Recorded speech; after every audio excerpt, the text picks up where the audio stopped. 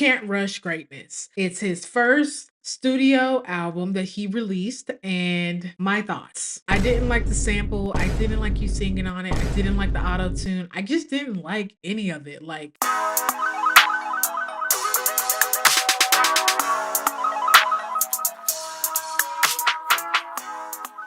hey y'all, it's your internet's average weirdo, Insecure K, aka Markeya. And in today's video, I'll be sharing my free thoughts and obsessions on whatever is popping on this noggin. If this is your first time seeing me, welcome to my channel. If not, welcome back. I hope you've been taking care of yourself. Please, for the free skis, make sure you hit that sexy subscribe button and follow me on all social media platforms. I will sprinkle them here down below so you can get notified anytime I upload any brand new content. I'm super excited that you've been coming back. Like, I feel like you're really liking me and we're definitely establishing this relationship. So let's go ahead and get into today's video. In today's court session, we have Mr. Oakley Neil Caesar Shue, aka Central C, aka Cinch, aka C, or in this case, aka Bae. In this moment in time, he is my favorite parasocial relationship. We've been in an open relationship for about 2 years. So you know, it's my man, and I'm gonna fight for my man. So I want to get into his recent album, which was Can't Rush Greatness. He released it a couple of weeks ago, and I want to give my honest opinions and thoughts about it and kind of let you guys know, you know, is it worth a listen or can we just go on to the next person? But at the end of the day, you know, I'm gonna let him know what the deal is, because it's like, babe, if it's a bad album, we need to go back to the studio and try to figure it out, because we got to get this money. Okay, so let's go ahead and get into it. So Mr. Oakley was born June 4th, 1998. He is a Gemini, and at the time of this recording, he is 26 years of age. His mom is English-Irish descent. Her name is Rachel Caesar, and his father is Guyanese and Chinese descent. I wasn't able to find his name, so we're gonna go with Papa Oakley. Rachel met Papa Oakley when she was 15 years of age. I wasn't able to figure out how old his dad was, so we're just gonna assume that they were around the same age. They were dating, having a good time. Her parents found out, and they were kind of like, we don't like this guy, so it's either you can stay with him, but we're not gonna condone it, or you can leave him and, you know, we can just go about our way. Well, you know, she chose love and her parents weren't going for it, so they said, yeah, we're gonna cut you off financially. And when Oakley got to the age of 7, his parents ended up splitting, and she ended up taking Oakley and his 2 younger brothers to Shepherd's Bush. During that time that they moved on their own, his mom's wealth was running low, and that's when Oakley decided to kind of focus more on the hardships of what was going on in that household. At the age of 13, he started making music, getting inspirations from Tupac, while also being a drug dealer for part-time work. All right. He left home at the age 14, and I'm assuming during that time he was just trying to find himself and just make money. In his early work, Wild West, he definitely talked about his more so like selling drugs, kind of regretting selling drugs to certain people, like a pregnant woman, and basically just trying to make as much money as he can while also following his dream of being a rapper, which I can definitely relate and understand. But leaving the home at the age of 14 is very young.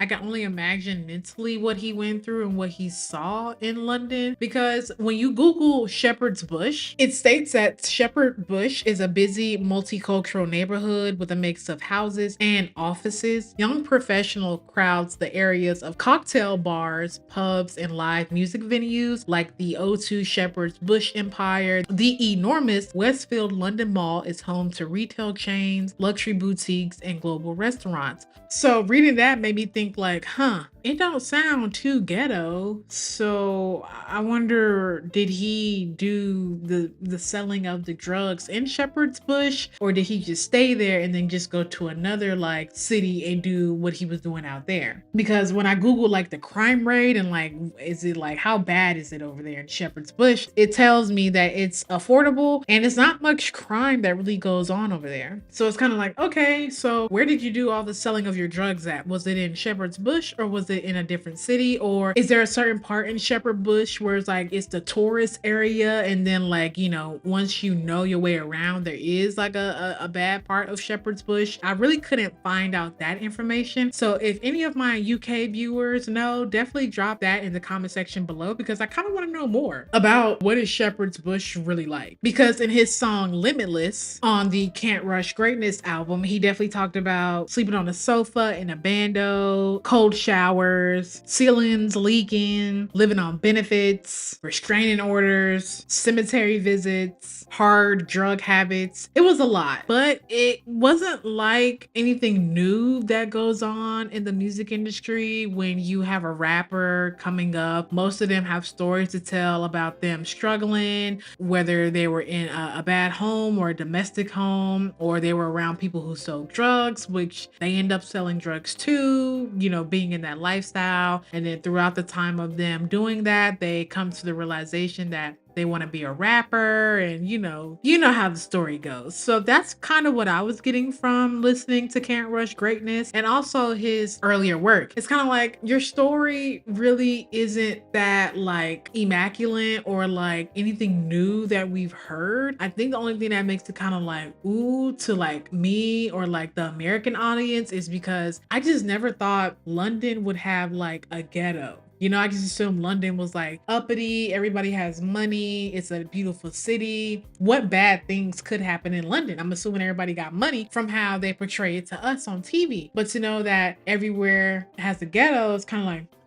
interesting. All right. So with him kind of trying to, I guess, find his way in the music industry and in life, he started, you know, making music. He put out his first project called 17 in 2017. And you can tell the major change in who he is and as far as like his appearance.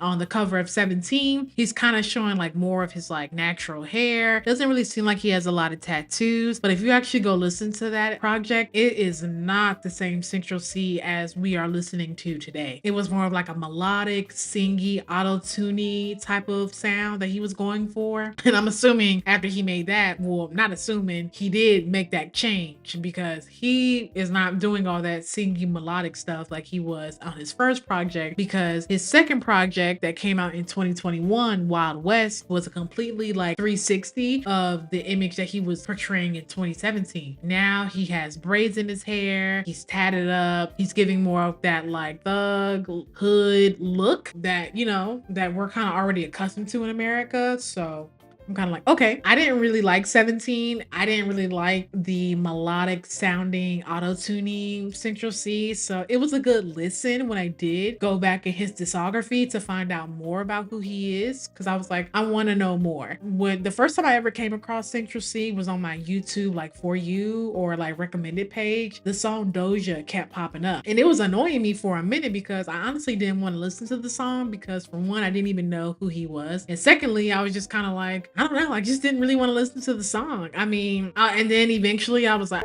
all right, let me go ahead and listen to it. And the first time I ever heard, I was like, oh, I'm intrigued. And ooh, the accent. Ooh, the accent. That's what honestly got me, the accent. I was like, ooh, you don't hear that every day, you know? Especially in America, I don't really hear a British accent. I feel like you have to be in a certain space, a certain rooms to be hearing different types of cultures, you know? So to hear it come through my TV screen and I actually liked what I'm hearing, I was like, I have to know more. So that's what got me intrigued to want to learn more about who he is as an artist and also as a person as well. Out of the mixtape that he did release, I would say Wild West was my favorite one. It was more of an upbeat tempo type of mixtape. He was definitely flowing on the beat. It took me a minute to actually understand what he was saying because the accent was kind of distracting me from what his message was trying to get across. So I definitely had to actually like read the lyrics as he was talking. But now I know what he's saying now. There's some things I kind of be like, I don't know, let me go listen, let me go read the lyrics to try to figure out what I think he said, because it came across my mind differently than than what he actually said. Wild West was kind of like my introduction to, I guess, the Central C that we see today, which is more of like the trap star that he's presenting. So I really like Wild West. Wild West was kind of like his introduction to kind of telling us about who he is and what he's been going through, as far as, you know, with him telling us about him selling drugs and how like his mindset as a person with him doing that, because on one of the songs he talked about selling drugs to a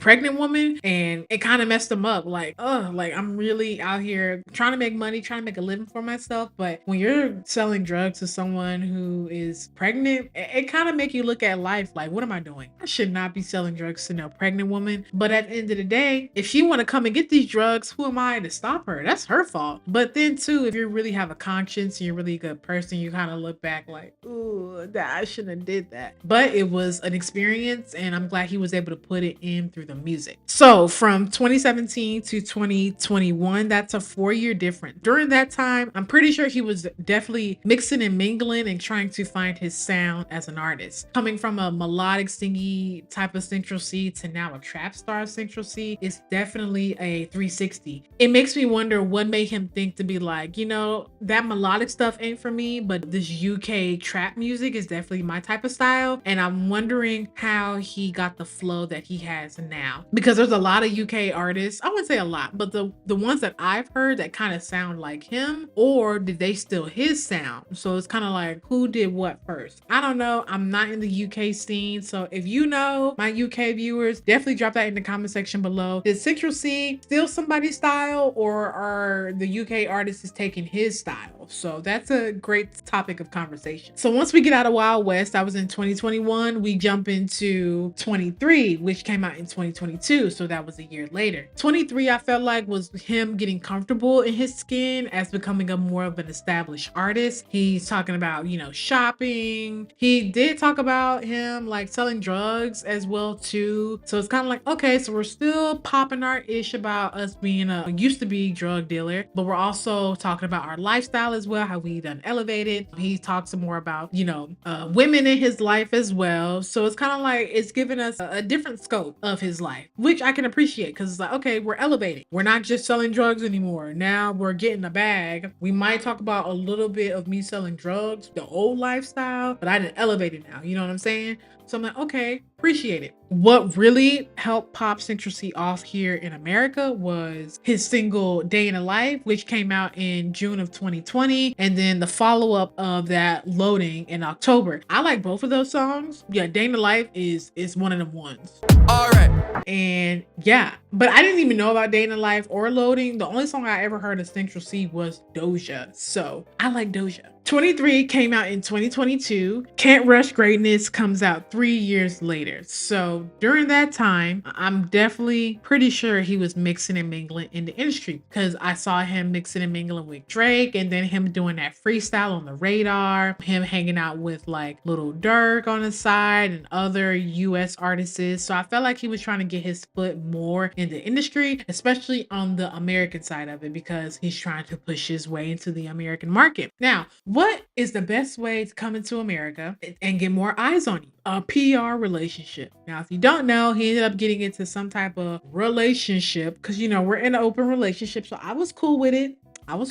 With Ice Spice. Okay, follow me. So they ended up getting to some type of relationship or whatever. And what caught a lot of people's eyes about them two were, I think I saw a post where Ice Spice took a picture of her in the Lambo. It was like a blue Lambo in the UK. And I'm like, okay, cool. She's in the UK. But then I started putting 2 and 2 together, because my boo Oakley posted a picture of him in a lamb truck as well, but it was blue too. So I put the 2 pictures beside each other, like, are they in the same car? No, they can't be in the same car, right? Turns out they're in the same car. And then they're also going on a shopping spree in the UK, and they're literally together. So I'm like, oh, okay, maybe, I don't know. I don't know. I wasn't thinking it was for music. I honestly thought they were like together. Then boom, next thing you know, one of his, I'm assuming, I don't know, girlfriends or side pieces comes out and is like, hey, this dude is literally playing me and he's using me as a PR stunt for his career. And I don't like that. This is 4 days until my birthday. When I saw him in her comment section like that, I tweaked so fucking bad. I was gonna put this screenshot on my story. I thought rapper boyfriend was at least considerate enough to let me have my birthday week, and then I see them at the club on the 6th of July. My birthday's on the 7th. You guys remember when he made me pay for my own birthday ticket into the zoo? At least I woke up to something better this year. That is why my friends had to turn up to my house in gorilla suits the day of my birthday, because I had just woken up to a video of him with a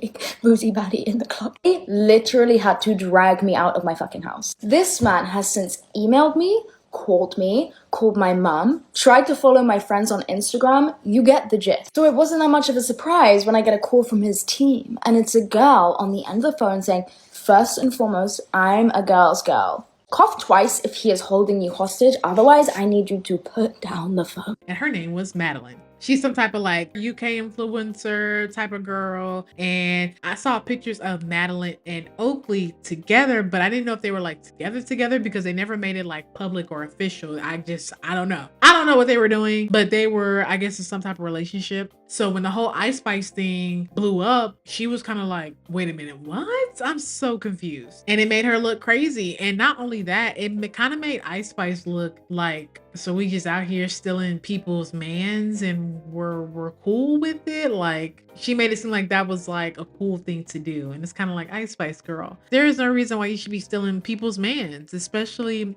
for one, if they're not yours, and two, if it was for a PR stunt, just let it be a PR stunt. And what made it even more like, I don't know if this is really a thing, was like when they are together, it's like he was very timid on like touching her, or like, I don't know, just whatever type of relationship they were trying to present to us, it just didn't look right to me. It looked forced. It looked like he was just doing it just to do it. Like, let me just do what I gotta do to make it here in America. If I gotta be up on Ice Spice for a couple of photo shoots or a music video, I'm gonna do that for 1 or 2 months, and then after that I'm done, which he pretty much did. And then you got Ice Spice over here doing push-ups on the plane talking about I took her man, and I'm kind of like, okay, well, if that's a flex, I mean, I don't know, but now it's making it seem like he here for everybody. So, okay. So yeah, that looked very messy to me. I wish whoever was on Central C's like PR team would have did kind of better with introducing him to America. Cause imagine, let's say I never heard of Central C. I never even heard of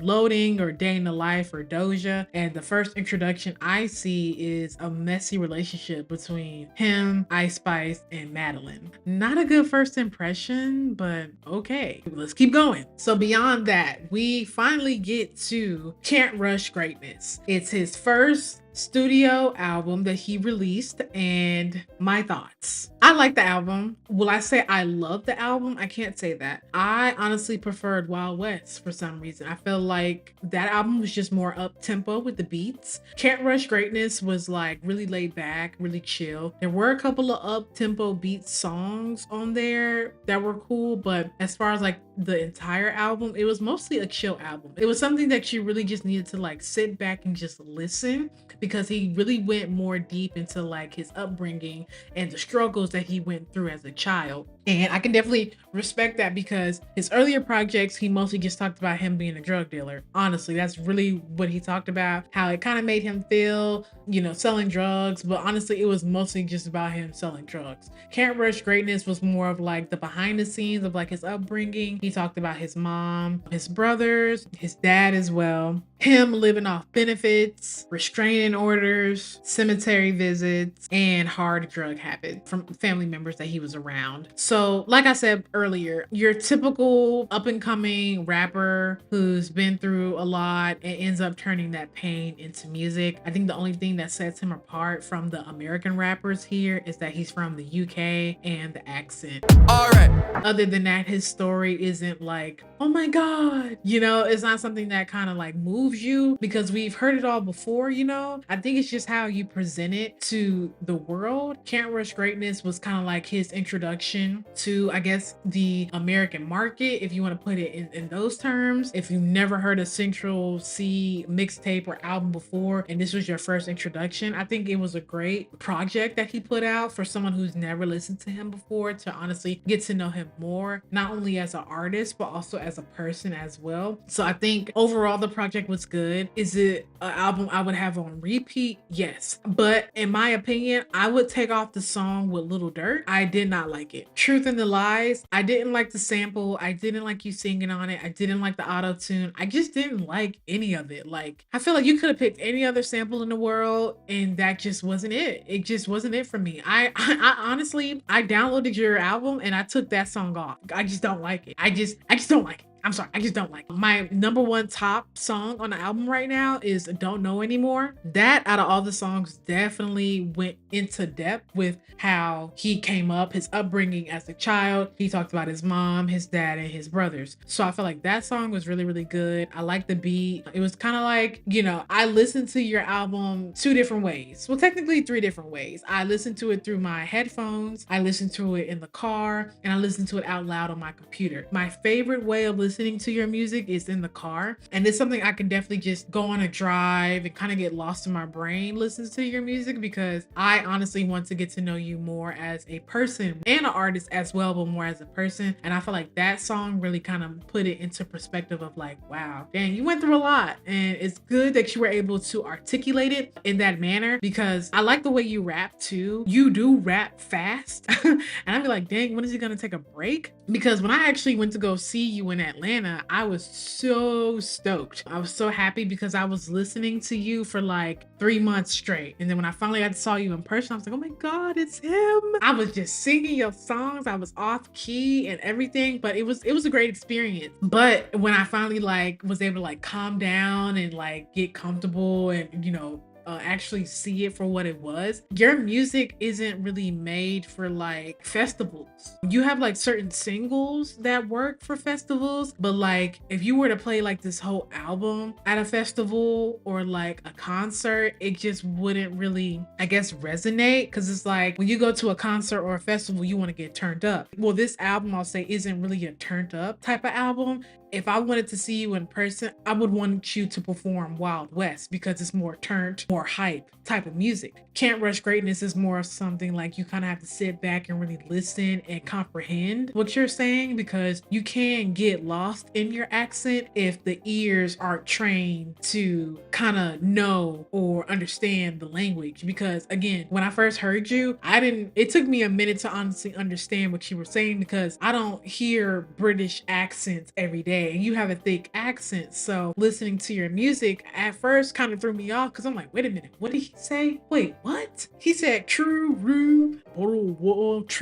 It was a lot. So it took me a while to be like, okay, let me rewind, actually sit down, comprehend, listen, and articulate what he is trying to get across to the consumer. Once I finally was able to train my ears to your voice, now I understand what you're coming from. So yeah. Overall, to you, babe, I enjoyed your album. I think it was really, really good. I'm glad you were able to express yourself and really go more deeper into your upbringing versus you talking about more of the drug dealing that you did. And I get it, babe. You know, you had to do what you had to do to get where you got to go. And we can all relate. It's not like your story is like new or different compared to the rappers here that we listen to on a day-to-day. It's kind of the same thing. Only thing is, like I said, you're from London. I didn't think London's had ghettos, but I guess they do. And, you know, I can just really appreciate your artistry. I would love to see where you're going to go next in your career. Because again, you talked about you drug dealing. I feel like your album was definitely a more in-depth of your upbringing and your hardships as a child to where you are now. And also, you know, what you're going through currently with any like family problems, while also talking about your relationships with different, you know, with women. Now, your next album, I don't know, what could you talk about? I mean, I guess you could talk about more about you being in the industry and what's it like making friends, or have you made friends, or have you lost friends, or maybe working with like an American producer and getting out of like the UK trap beats that you're known for. I would like to see you do more of like the melodic thing, but then again, I really don't, because that song with Lil Durk, I did not like it. I really didn't. I don't know, maybe it was the beat you were on, or maybe it was just